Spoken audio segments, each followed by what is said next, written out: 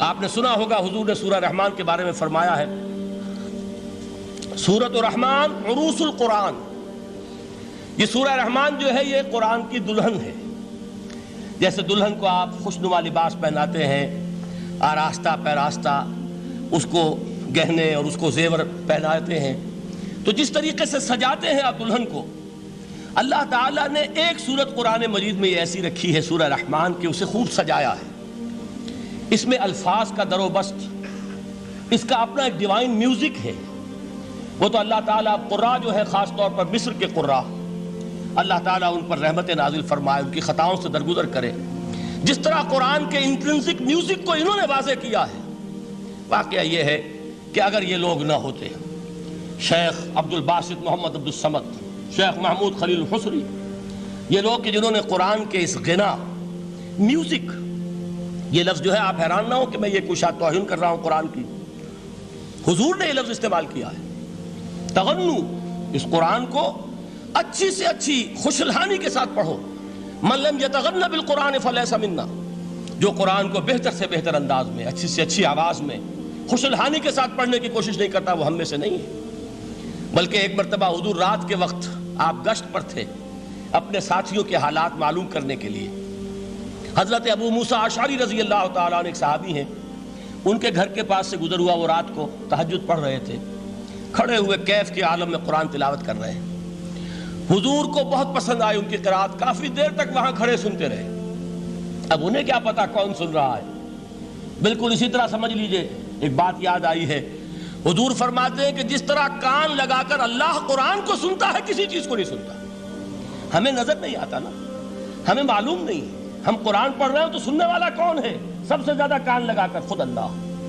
یہاں اس لیے مجھے یاد آیا کہ ابو موسیٰ اشعری کو کیا پتا تھا کہ کون سن رہا ہے.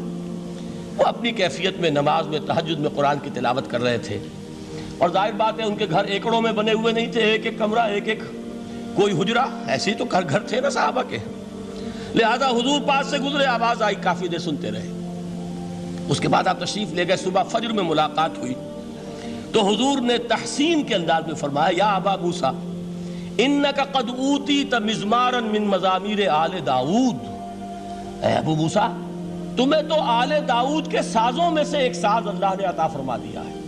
جس طرح حضرت داؤد لہن داؤدی مشہور ہے کہ جب وہ پچھلے پہر رات کو حمد کے ترانے الاپتے تھے، قرآن میں ہے کہ پرندے شامل ہو جاتے تھے ساتھ، اور پہاڑ وجد میں آتے تھے، پہاڑ بھی ان کے ساتھ شریک ہوتے تھے.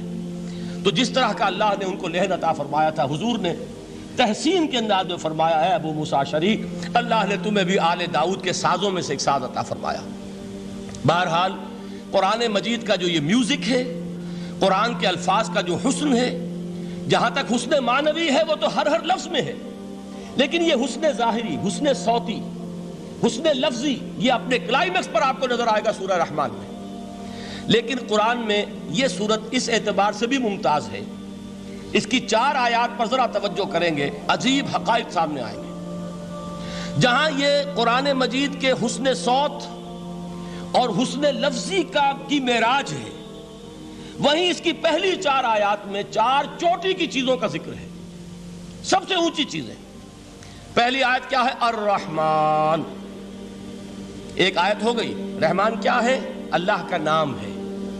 کبھی آپ نے غور کیا اللہ کے ناموں میں سب سے پیارا نام کون سا ہوگا؟ رحمان. کیوں؟ اس کا مادہ کیا ہے؟ رحمت. ہمیں سب سے بڑھ کر جس چیز کی ضرورت ہے وہ کیا ہے؟ رحمت خداوندی. نام اچھی طرح سن لیجئے اس حضور کے قول کو. حضور فرماتے کوئی شخص جنت میں مجرد اپنے عمل کی بنیاد پر داخل نہیں ہو سکے گا جب تک کہ رحمت خداوندی دستگیری نہ کرے. کسی صحابی نے بڑی ہمت اور جرأت کا ثبوت دیا کہ پوچھ لیا، کیا حضور آپ بھی؟ جب آپ نے فرمایا کوئی شخص داخل نہیں ہو سکتا جنت میں محض اپنے عمل کی بنیاد پر جب تک کہ رحمت خداوندی جو ہے وہ دستگیری نہ فرمائے. پوچھا گیا کیا آپ بھی؟ آپ نے فرمایا ہاں میں بھی. آپ انداز کیجئے کہ اگر محمد الرسول اللہ بھی رحمت خداوندی کے ضرورت مند ہوں تو تاب دیگراں چے رسد، ہماری تو سب سے بڑی ضرورت رحمت خداوندی ہے. اب یہ رحمت جو ہے قرآن مجید میں اللہ تعالیٰ کی یہ شان 2 الفاظ کے ذریعے سے آتی ہے، رحیم اور رحمان. اور کوئی مادہ نہیں ہے جس سے 2 نام بنتے ہوں اللہ کے. لیکن یہ مادہ ہے واحد رحمت کا کہ جس سے رحمان بھی ہے رحیم بھی ہے۔ رحیم صفت مشبہ ہے، رحمت دائم ہو جائے گی، مستقل ہوگی تو رحیم کہیں گے، اور رحمان اس میں رحمت کی ہے وہ شان ہے کہ جیسے ٹھاٹھے مارتا ہوا سمندر ہو، ہیجان کی کیفیت، طوفانی کیفیت، رحمت خداوندی کا طوفانی جوش، وہ ہے رحمان۔ آپ تو رہتے اس علاقے میں ہیں، آپ کو معلوم ہے عرب اگر بھوکا مرا جا رہا ہو تو کیا کہے گا؟ انا جوعان۔ پیاسا مرا جا رہا ہو انا عطشان۔ بہت غضبناک ہوگا غضبان، غضبان آصفہ قرآن میں آیا ہے، بہت غضبناک۔ رحمان جس کی رحمت جو ہے جوش میں ہے، ٹھاٹھے مارتے ہوئے سمندر کے مانند۔ تو یہ اللہ تعالیٰ کے ناموں میں سب سے پیارا نام۔ اب آگے چلیے، الرحمن علم القرآن، رحمان نے قرآن سکھایا۔ رحمت خداوندی کا سب سے بڑا مظہر، رحمان کی رحمانیت کا سب سے بڑا مظہر قرآن ہے۔ ان میں جو منطقی ربط ہے اس کو سمجھتے جائیے۔ اچھا آپ یہ سوچئے، جو علم بھی انسان کو حاصل ہوا وہ کس نے دیا؟ اللہ نے۔ سائنس کا علم کس نے دیا؟ اللہ نے۔ علم آدم الاسماء کلہا، وہ علم الاسماء جو حضرت آدم کو دے دیا گیا تھا ازل میں، یہ اسی کا ظہور ہے، یہ اسی کی ایکسفولیشن ہے جو ہو رہی ہے اور ہوتی رہے گی ابھی۔ اور دوسرے علم ہے وہ کس نے دی؟ اللہ نے دی۔ لا یحیطون بشیء من علمہ الا بما شاء، مخلوق میں سے کوئی اللہ کے علم میں سے کسی شے کا احاطہ نہیں کر سکتا مگر وہ جتنا اللہ دینا چاہے۔ لیکن یہ کہ تمام علوم میں چوٹی کا علم قرآن، نوٹ کرتے جائیے، اب چوٹی کی چیزیں جمع کیجئے۔ اللہ کے ناموں میں چوٹی کا نام رحمان، اللہ نے جو کچھ انسان کو سکھایا اس میں چوٹی کا علم قرآن۔ خلق الانسان، انسان کو پیدا فرمایا۔